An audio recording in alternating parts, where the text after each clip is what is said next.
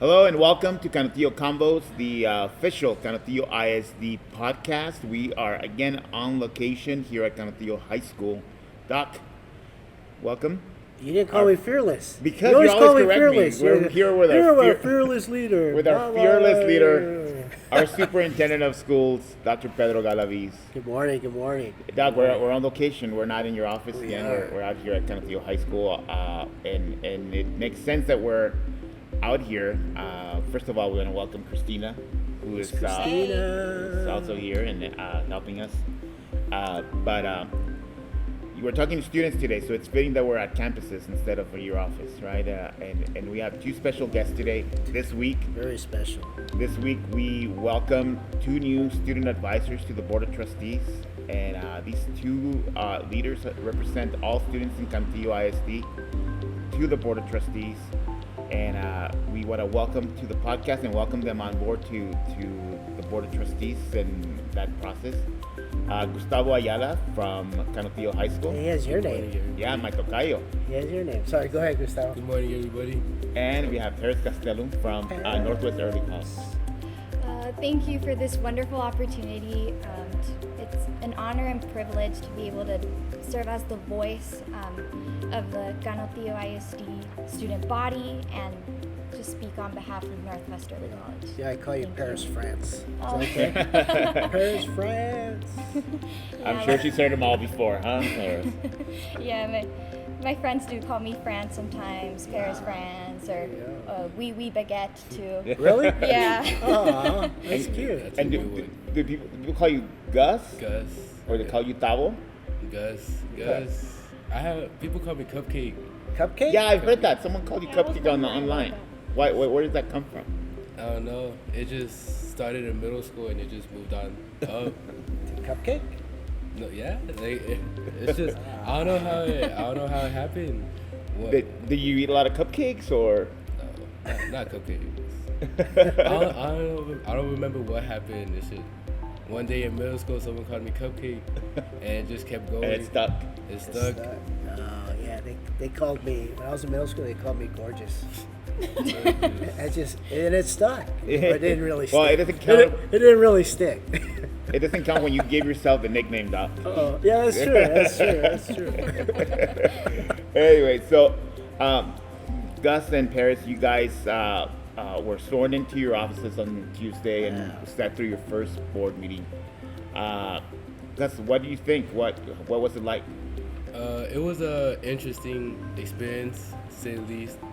That was my first ever meeting to that caliber.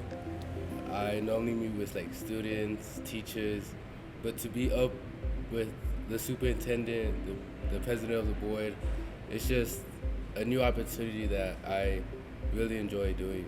It gives a new perspective to everything that makes Canutillo. It makes it one of the best, if not the best. It is the best, yeah. It is the best. And Paris, you got to see how the sausage is made, right? Like you hear about the decisions that the board makes, and maybe sometimes if you hear about something that happened in the school board, you hear about it the day after, or coming down the pipe.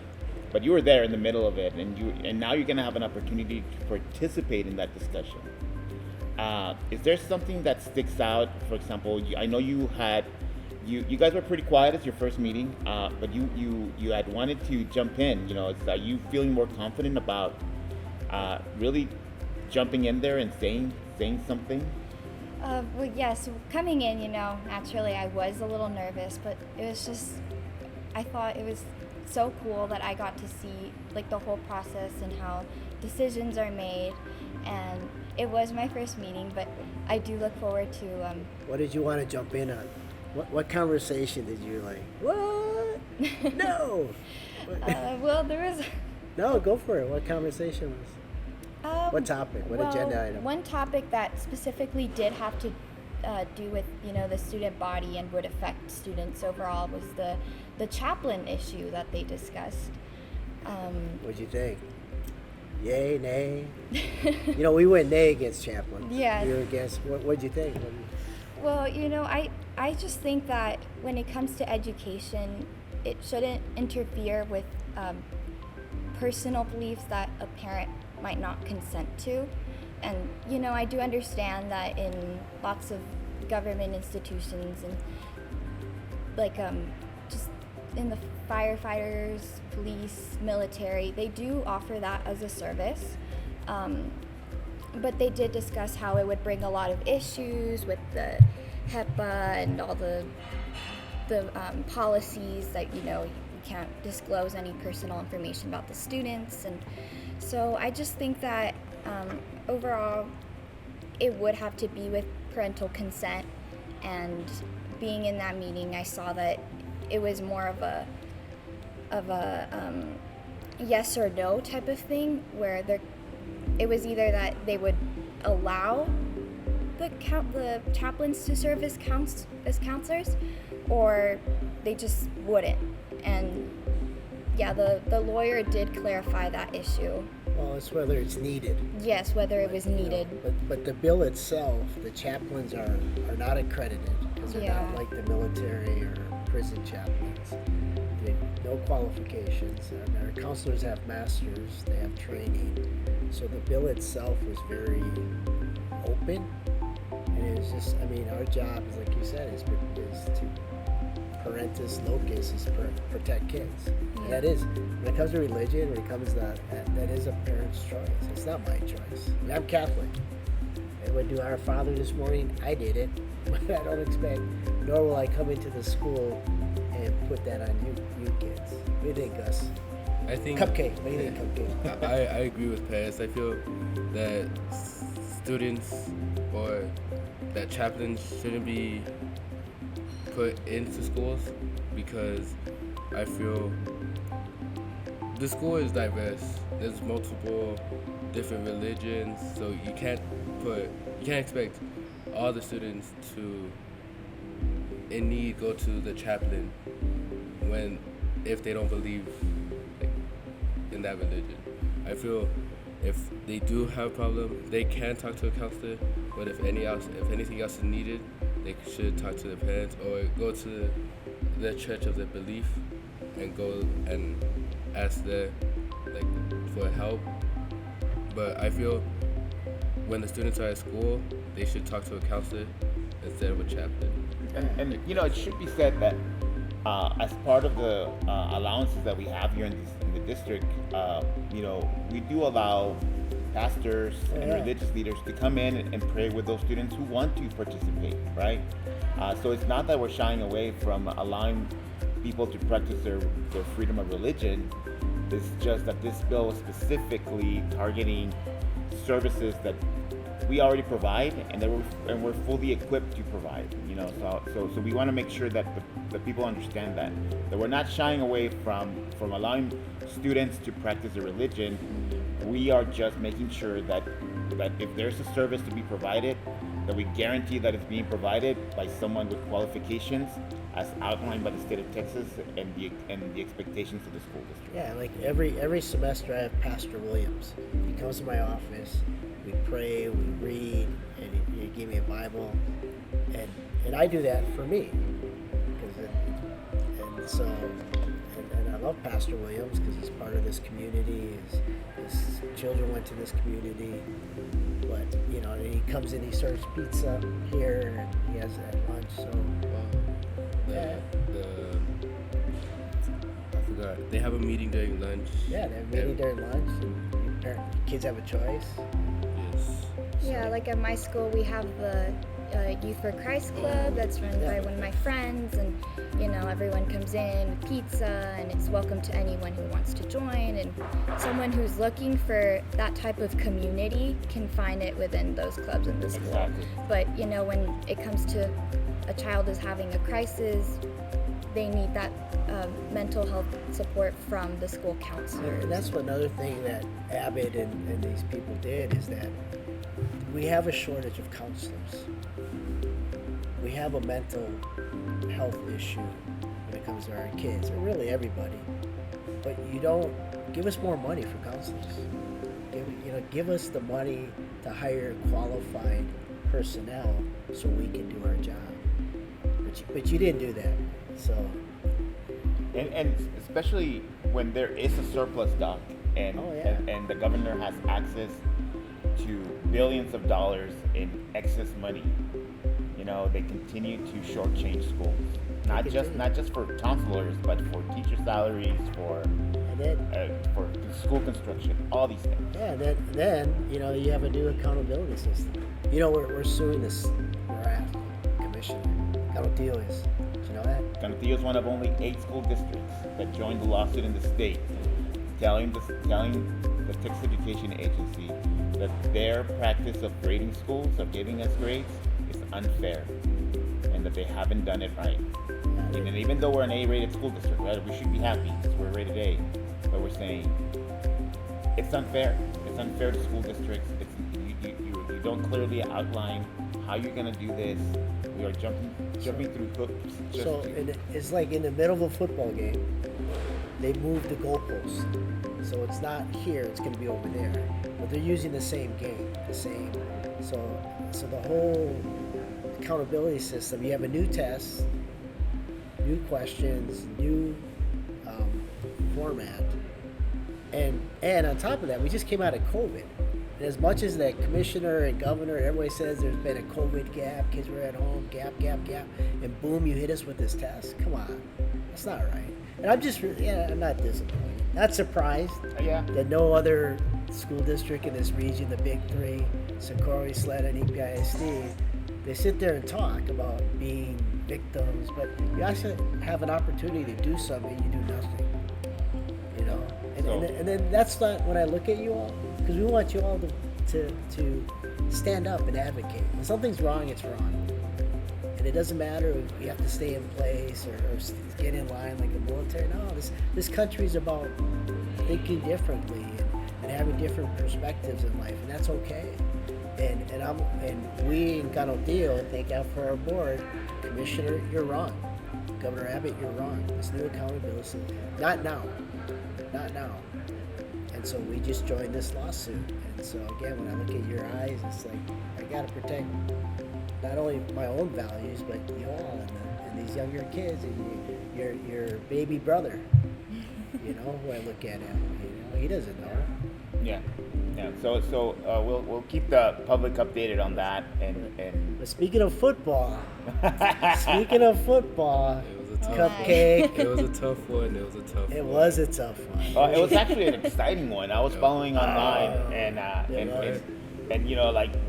Gus, you guys, and Gus is also a football player. He's not only a student advisor. He's a football player here at CHS. And the Eagles were down 21-7 going into the third.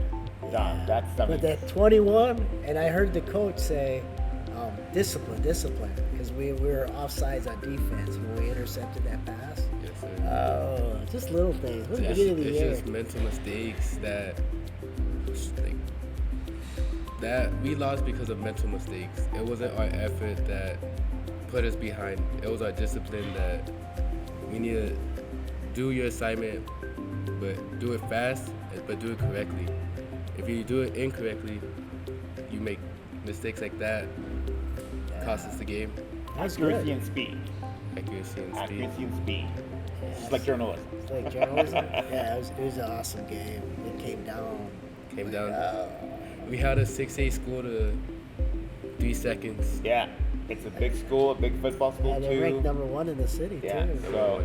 So the Eagles are going to have a good year based on that. I mean, you guys hung tough, and congrats, Gus. I mean, I know it's a loss. What number are you, Gus? 70. You're 70? Okay, I can yell at you.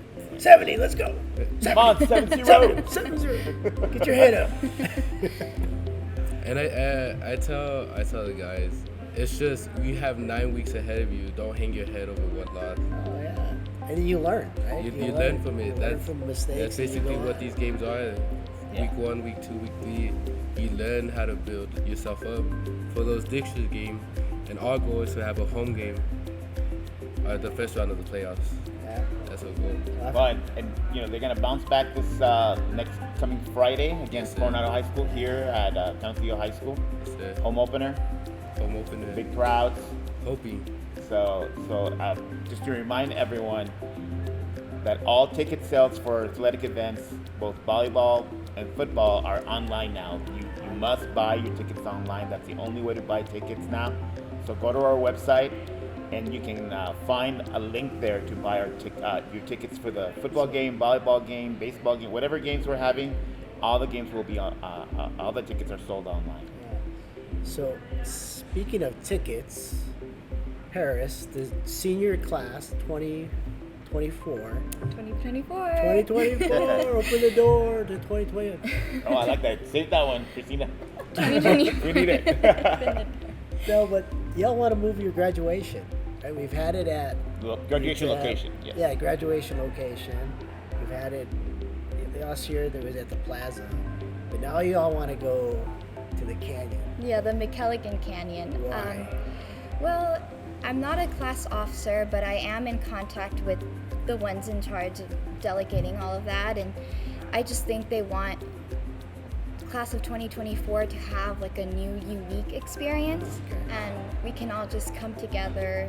Beautiful views. It's gonna look beautiful. Have you been there? Yes, I have. I've never been there. Have you been to the canyon? Where is it? What's it called? The venue? McKelligan Canyon. McKelligan Canyon's beautiful. It's on the east side of the mountain, and it's surrounded by the Franklin Mountains. It's an amphitheater. That's where Viva El Paso is set. So it's beautiful. And of course, there was some miscommunication, Doc, about whether or not the district was allowing this to go forward. We want to clarify that we're letting the students have the graduation where they want to have it at McKelligan Canyon. But we wanted to make sure there's a plan B. Why? because of weather. Yeah, it can be pretty unpredictable. Yeah, it's kind of like, my mother-in-law. She's unpredictable. Yeah, Sometimes it's raining and sometimes it's sunshine. No, I'm kidding. I love my mother. No, it's when you have an outdoors graduation, it's beautiful if it's beautiful, but in El Paso it can be hot, it can be windy, it can be raining, and we need a plan B, right? So all we were doing is we're asking for a plan B and a viable plan B. That's what we were asking for. So that got a little bit miscommunicated to students who were a little bit upset that they thought we had said no. Rejected. Yeah. Rejected. It's like, Yeah, no, I heard the girls joking about how there's going to be a plan B, plan C, plan D. Yeah. At this point, maybe the whole alphabet, There you go. You can have it at my house. But we'll make sure to we want to vet this location because we want to make sure that it's perfect, right? Yeah, it's your graduation. It's you and your family's graduation, and like right now, that's Plan A to have it there. We're looking through the venue and we're gonna go visit. But that Plan B, in caso que it rains or weather doesn't permit, what is it? And is it a solid Plan B?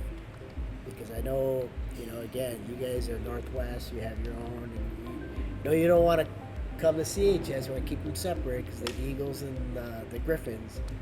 But again, at some point, we're all one kind of deal. And so how do we make a solid Plan B, C, D, E, F, G, H, I, J, K, elemental P?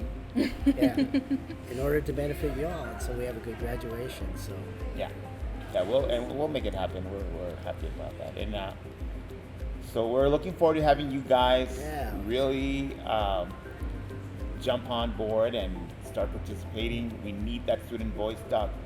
Student advisors is unique to Canutillo. We're the first district in Texas to do it. Only district.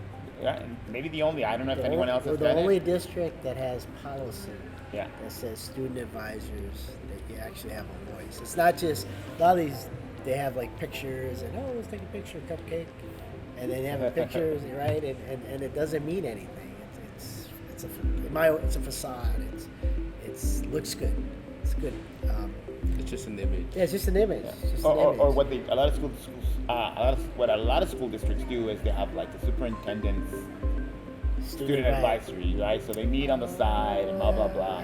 Which I'm not trying to discount that. That's a valid system. But this one is, we swore you guys in. You guys are up there on the dais. You're participating. You're able to interject and say like, no, this is what I think. It's an open session. It's on the record. You don't vote because obviously voting is something that you have to be an elected official to do. But you influence the vote. You influence so discussion. many topics last year that the board went on what the students thought. the student said this, hey, we need to listen to them. Because they're the one that's actually going to be impacted by our decision.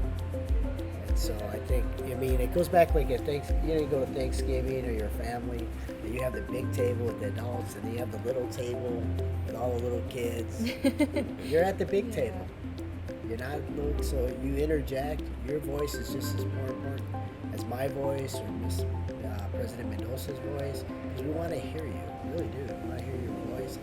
You just gotta pop. It's hard because you're on the side, and it's like, so I might move myself so I'm there, so I can. You gotta pop in, lean in and pop in and say like, board president, I have something to say. This is cupcake and baguette. Yeah, what's going on with all the baked goods? With all the baked goods on Well, guys, thanks for joining us on this podcast. We look forward to working with you guys. And if anyone has, any other students listening, have any questions, feel free to reach out to you guys. You guys represent them, right? Yes, all of you listening from Northwest, or just come and talk to me if you ever want me to voice something into the board, because I'm eternally grateful for this opportunity, and I will continue to use my voice, and I'll work along with Gus so we can represent the student body. Represent the student body and do what's best for the students. Yeah. That's the most important part.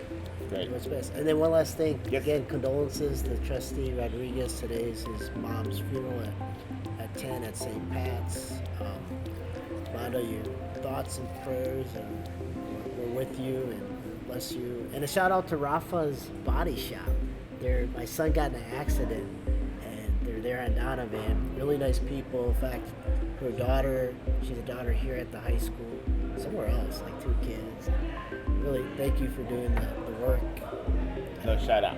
Shout out to Rafa's. And then, again, let's go have a great day, happy weekend, and Go Eagles, go Griffins. Go Eagles, go Griffins. Eat cupcakes and baguettes. See you guys next week. All right, y'all take care.